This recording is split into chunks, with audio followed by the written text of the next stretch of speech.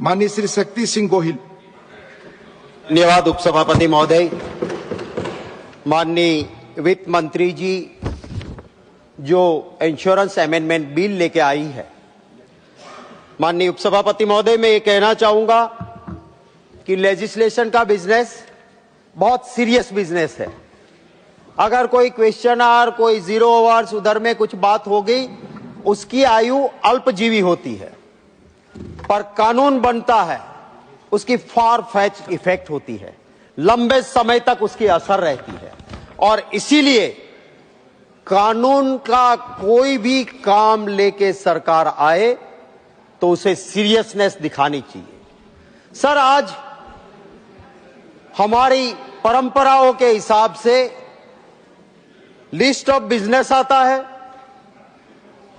उसमें कुछ संशोधन होता है, रिवाइज लिस्ट ऑफ बिजनेस आता है। कहीं पर यह बिल नहीं था साहब। सप्लीमेंट्री बिजनेस 11 बजे आता है।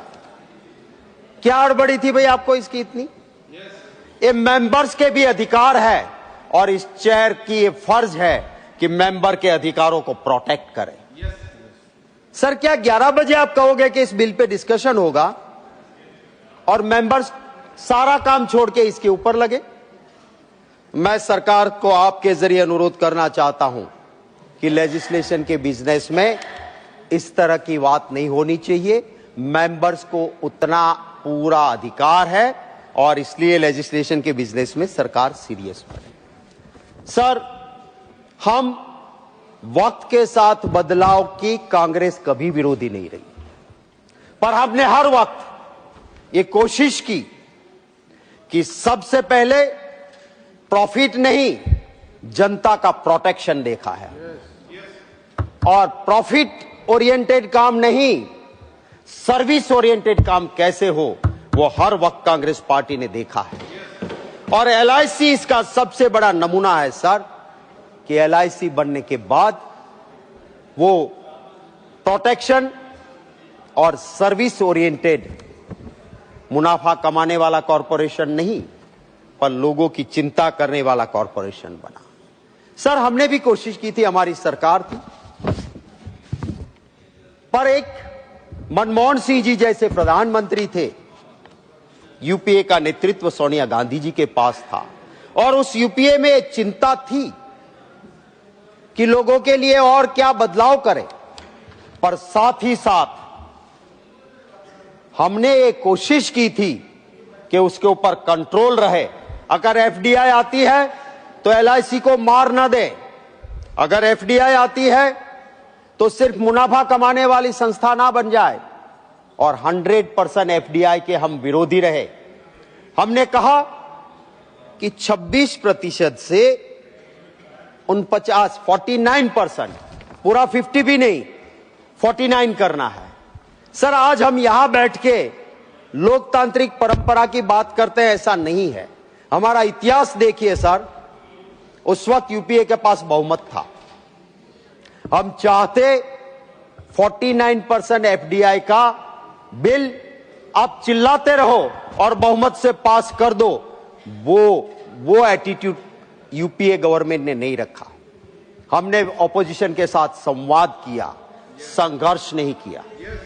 और ये संवाद करते हुए जब ऑपोजिशन में उस वक्त पे सुषमा स्वराज जी थी, लीडर ऑफ ऑपोजिशन लोकसभा में, और इस हाउस में राज्यसभा में Arun Jaitley ji leader of opposition थे। दोनों ने सरकार को कहा कि आप इसको पहले स्टैंडिंग कमेटी के पास भेजो। और उस स्टैंडिंग कमेटी के चेयरमैन भारतीय जनता पार्टी से आए हुए नेता यशवंत सिन्हा जी थे। उनके पास बिल भेजा, हमने बहुमत के जोर पे उसको पास नहीं किया। मैं आज आपके जरिए वित्त मंत्री जी को पूछना चाहता हूं कि कहां गया आपका वो स्टैंड? उस वक्त सुषमा स्वराज जी और अरुण जेटली जी का स्टैंड था कि ये राष्ट्र विरोधी लोगों को ताकत देने वाला है। जब हम एफडीआई 49% करना चाहते थे, 100% नहीं, तब आपका स्टैंड ये था कि राष्ट्र विरोधियों को ताकत देगा। आज आपका स्टैंड बदल गया, 49 नहीं 100% आप कर रहे हो। आपका 2014 का बीजेपी का मैनिफेस्टो उठा के देख लो। आपके अपने मैनिफेस्टो में आपने क्या कहा था कि हम एफडीआई को इंश्योरेंस सेक्टर में लाने नहीं देंगे, ये आपका मैनिफेस्टो था। तो क्या आप चुनाव के वक्त सिर्फ जुमले देते हो और चुनाव के बाद कुछ और करते हो? ये इसका सबसे बड़ा नमूना है। मैं महोदय ये कहना चाहता हूं कि ये सत्ता पक्ष जिस विचारधारा से जुड़ी है, इनकी विचारधारा का जो स्रोत है वो संस्था आरएसएस के साथ जुड़ी स्वदेशी जागरण मंच, और उन्होंने अभियान चलाया। माननीय उपसभापति महोदय, ये भी हुआ कि इनके साथ कुछ और संगठन जुड़े हुए हैं। जो भारतीय मजदूर संघ है, BMS, national organisation of insurance workers, ये दोनों आरएसएस के साथ जुड़े हुए हैं और दोनों ने विरोध किया है। हालांकि आज तो देश में माहौल ये है कि लोग रोड पे, हम तो आते हैं तो हम जेल जाते हैं, लड़ते हैं फिर भी, पर ये तो शायद इतने डर गए हैं कि रोड पे आके आंदोलन भी नहीं कर सकते हैं सर, कि हमने ये कहा था और हम ये नहीं कर सकते हैं। वो भी ये नहीं कर पाते हैं। इस तरह का तंत्र आज के दिनों में बना हुआ है, वरना वो तो आरएसएस है। पता नहीं क्या मजबूरी है कि स्वदेशी जागरण मंच आज चुप है। मैं महोदय आपके जरिए एक और बात रखना चाहता हूं। ये मैंने आपको इतिहास बताया और इतिहास को ख्याल में रखते हुए जब यशवंत सिन्हा जी के अध्यक्षता में बनी हुई आपके ही नेता की स्टैंडिंग कमेटी ने मना किया कि मत करो, आपके दो बड़े नेता सुषमा स्वराज जी और अरुण जेटली जी का स्टैंड था कि राष्ट्र विरोधी लोगों को ताकत देगा, तो इसको जल्दबाजी में मत कीजिए, इसको सिलेक्ट कमेटी में आप भेज दीजिए और इसका गहन अध्ययन होना बहुत जरूरी है। सर, मैं एक और बात करना चाहता हूं। लेजिस्लेशन का बिजनेस है सर, हम संविधान से ऊपर नहीं है। हम इसलिए संविधान की बात करके लड़ते हैं क्योंकि पूरी दुनिया में हमारे देश की इज्जत बनी है तो हमारे संविधान की वजह से बनी है। और हमारे वहां हमारे संविधान के अंदर क्या लेजिस्लेशन का लैंग्वेज क्या होनी चाहिए? आर्टिकल 348, सर आर्टिकल 348 ने clear about the language of the bill. अभी उपसभापति महोदय यहां बैठे थे, उनको भी बिल का नाम लेते हुए दिक्कत हो रही थी क्योंकि ये ना इंग्लिश में है ना हिंदी में है। Mixing of language in legislation business is not permitted at all. ये कोई भाषा के साथ खिलवाड़ आप लेजिस्लेशन के बिजनेस में नहीं कर सकते। हाँ, आप योजना बनाओ, हम भी बनाते थे, हमारी सरकार थी। योजना के नाम आप दीजिए, आपको जो मन में आता है आप करिए। आप और भी काम कर रहे हो, रोज नाम बदलते हो, नाम बड़े काम खोटे होते रहते, हम उससे कोई लेना देना नहीं, पर लेजिस्लेशन के बिजनेस में कम से कम ये नहीं होना चाहिए। सर, मैं हमारे लिए parliamentary practice and procedure, Kaul and Shakdher, वो एक हमारे लिए गीता है। हमारी संसदीय परंपराएं, कॉल एंड शब्दर की पुस्तक में लिखी हुई बातें हमारे लिए अहम है। सर, पेज नंबर 587, क्या हो गया वित्त मंत्री जी? बैठती आप तो अच्छा लगता। और भी ये page number 587 Kaul and Shakdher के बुक पे, sir, I will quote, Every bill has a little subtlety describing the nature of the proposed measures. Care is taken to see that the little is sufficiently wide and to cover all the provisions of the bill, and that is not the vague, for otherwise it may invite amendments outside the scope of the proposed measure. Sir, एक call and शब्दर में कहा है कि bill का नाम कैसा होना चाहिए? छोटा होना चाहिए, बिल की भावनाओं को ठीक से बयां कर दे, उस तरह का होना चाहिए। आप इंग्लिश और हिंदी, हमारे वहां सर, ये भी कहूंगा कि हमने हिंदी भाषा को प्रमोट करने की भी जरूर बात की है। हमारे पास इसके लिए पूरा हिंदी लैंग्वेज का बना हुआ कानून भी है, और कानून के अंदर भी ये कहा है, उसी एक्ट के अंदर, कि जब आप लेजिस्लेशन का बिजनेस करो तो वो इंग्लिश में हो, ट्रांसलेशन हिंदी में हो। आप ये कहां से है? मैंने तो गुजराती मीडियम पास आउट हूं, यूके इंग्लिश सुना, यूएसए इंग्लिश सुना। ये क्या प्रधानमंत्री इंग्लिश, मोदी इंग्लिश है जिसमें हिंदी और इंग्लिश मिक्स हो रहा है? समझ में नहीं आ रहा है सर। इस तरह की आप योजनाओं का नाम दीजिए, I am not against it, पर बिल में तो, क्योंकि जब यही आपके बिल,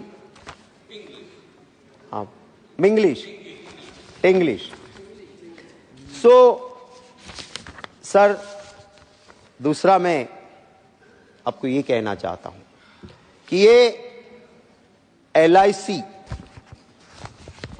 वो लोगों के लिए वो एक बहुत ही अहम डिसीजन लिया गया, और उसी के चलते हमारे देश में सर्विस ओरिएंटेड पब्लिक सेक्टर्स बने, और उसी को चलते लाइफ इंश्योरेंस जब बना तो उसके बाद गांव में आज भी देखो आप किस तरह का अच्छा काम हुआ। आप कोई भी पब्लिक सेक्टर को देखोगे तो प्रॉफिट ओरिएंटेड नहीं हो सकता है, वो सर्विस ओरिएंटेड हो सकता है। अगर उस वक्त पे सरकार टेलीकम्युनिकेशन को हाथ में नहीं लेती तो एक छोटे से गांव के अंदर एक टेलीफोन लाइन किसी को चाहिए, क्या वो जा सकती थी वहां टेलीफोन लाइन? अगर स्टेट ट्रांसपोर्ट कॉरपोरेशन नहीं बनाता स्टेट, तो एक गांव जहां से सिर्फ 2 पैसेंजर मिलते हैं, क्या वहां पे बस जाएगी? वो नहीं जाएगी। साहब, हमारी एयर इंडिया आपने खत्म कर दी, बेच दी, और हुआ क्या? मोनोपोलाइज जब होता है क्या हालत होता है? क्या आज आप किसी प्राइवेट इंडिगो को, स्पाइस जेट को, या अभी प्राइवेट एयर इंडिया को कह पाओगे कि जाओ, वो छोटा सा एयरपोर्ट है, वहां पे और सुविधा नहीं है, पहाड़ी क्षेत्र है, तो वहां से तुम्हें मुनाफा हो या ना हो, तुम्हारी एयरलाइन चलनी चाहिए? आप नहीं कह सकते हो। अगर आपकी होती आप चला सकते थे, क्योंकि आपका काम प्रॉफिट ओरिएंटेड नहीं, आपका काम सर्विस ओरिएंटेड है, लोगों की सेवा के लिए होना चाहिए। सर, 100% FDI आप लाओगे, अब कितना बड़ा खिलवाड़ होगा। जो विदेशी लोग हैं उनको हमारे देश के लोगों को अपना पैन कार्ड, अपना आधार कार्ड देना होगा। और आज जिस तरह से डिजिटलाइज फ्रॉड हो रहे हैं, क्या आप ये करना चाहोगे? अटल बिहारी वाजपेयी जी ने कहा था कि हमारे देश का अर्थतंत्र हमारे देश के हाथों में रहना चाहिए। ये सरकार उसे उल्टा कर रही है। हमारे देश का अर्थतंत्र विदेशियों के हाथ देना चाहती है, इसका मैं विरोध करना चाहता हूं। मैं इंश्योरेंस रेगुलेशन अथॉरिटी वो तय करेगी एलआईसी एजेंट के कमीशन को। ये अधिकार पार्लियामेंट हमारा सबका है, वो आप उस रेगुलेशन अथॉरिटी को दे रहे हो। एलआईसी एजेंट रीढ़ की हड्डी है, बैकबोन है एलआईसी का। आपने इसके ऊपर कटौती करते करते क्या हालत की। और कल 100% एफडीआई आएगा, जिसके पास पूरा डाटा है एलआईसी का। क्या होगा एलआईसी का?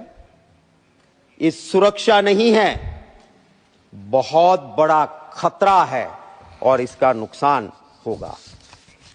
बड़े दावे होते हैं, किसानों का भला हो जाएगा। मैं कहना चाहता हूं, प्रधानमंत्री फसल बीमा योजना, मेरा ही सवाल था इस हाउस में। जो प्राइवेट लोगों ने किसानों से प्रीमियम लिया और सामने क्या दिया, तो सामने देने वाली अमाउंट बिल्कुल नहीं के बराबर थी और मुनाफा कमाया था। मेरे गुजरात में सर, जहां से महात्मा गांधी जी आए, वो गुजरात जहां से आज के प्रधानमंत्री जी भी आए हुए हैं, वहां प्रधानमंत्री बीमा फसल योजना नहीं चलती है। आप इंश्योरेंस एफडीआई 100% करना चाहते हो, गुजरात में अगस्त 2016 से प्रधानमंत्री बीमा फसल योजना नहीं है। सर, वहां पे प्राइवेट सेक्टर ने जब दिया था, हाई कोर्ट को कहना पड़ा कि किसान को नुकसान हुआ है और आप उसको कंपनसेशन नहीं दे रहे हो। हाई कोर्ट में किसानों को लड़ना पड़ा और मिला। अभी नेचुरल कैलेमिटी आई, किसान बर्बाद हुए, और हमारे वहां कोई स्कीम नहीं थी। अगर आप 100% एफडीआई की बात करते हो तो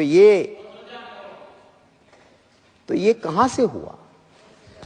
जो मेरी बात एलआईसी को बचाने की है, वो इसीलिए है। सर, आप एलआईसी के कमजोर करने के हजार तरीके करते रहते हो।